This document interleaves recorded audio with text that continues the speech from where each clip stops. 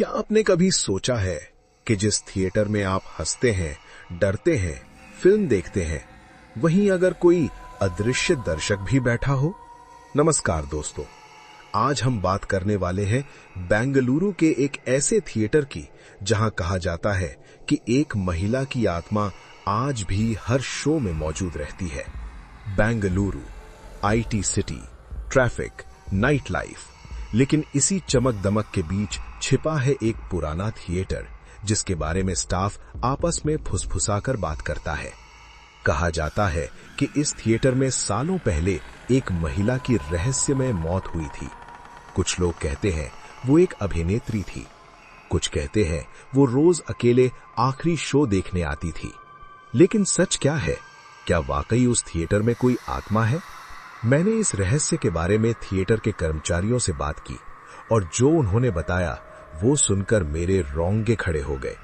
Staff के मुताबिक रात के लास्ट शो के दौरान सीट नंबर अपने आप गिर जाती है, स्क्रीन के सामने एक परछाई दिखती है और कई बार रुककर किसी महिला के रोने की आवाज आती है, गहरी सांस। और सबसे डरावनी बात, जब काउंटर पर टिकट गिनती होती है तो एक टिकट ज्यादा निकलता है, लेकिन उस सीट पर कोई जिंदा इंसान नहीं बैठा होता। चुप्पी। एक रात थिएटर का सिक्योरिटी गार्ड अकेला था।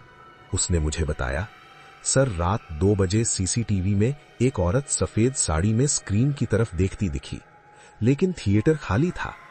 दबी हुई आवाज में। और जब सीसीटीवी दोबारा चेक किया गया तो वो फुटेज अपने आप डिलीट हो चुकी थी।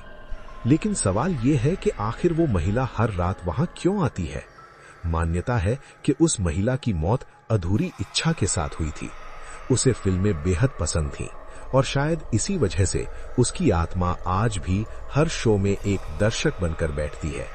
स्थानीय लोग जो उस थिएटर के बारे में जानते हैं, उनकी कुछ चेतावनियां हैं। वे कहते हैं, लास्ट शो में पीछे की सीट पर मत बैठो। अगर कोई औरत आपको नाम लेकर बुलाए तो पीछे मुड़कर मत देखना। और अगर थिएटर में अचानक ठंड लगने लगे तो समझ लो वो आ चुकी है। कहा जाता है कि जो लोग उसे देखते हैं उनका अगला दिन सिनेमा घर में आना आखिरी होता है, क्योंकि वो आपको अपने साथ ले जाना चाहती है। तो अगली बार जब आप बेंगलोर में किसी पुराने थिएटर में फिल्म देखने जाएं, तो जरा ध्यान रखना, कहीं ऐसा ना हो कि आपके बगल वाली सीट पर थिएटर की आत्मा बैठी हो। और अगर आपको अचानक लगे कि आपके कंधे पर किसी के ठंडे हाथ का स्पर्श हुआ है, तो आप पीछे मत देखिएगा। अगर आपको ये कहानी डरावनी लगी हो तो इसे अपने दोस्तों के साथ जरूर शेयर कीजिए, क्योंकि अगली कहानी और भी ज्यादा खौफनाक होने वाली है। फिर मिलेंगे एक नई भूतिया कहानी के साथ। तब तक के लिए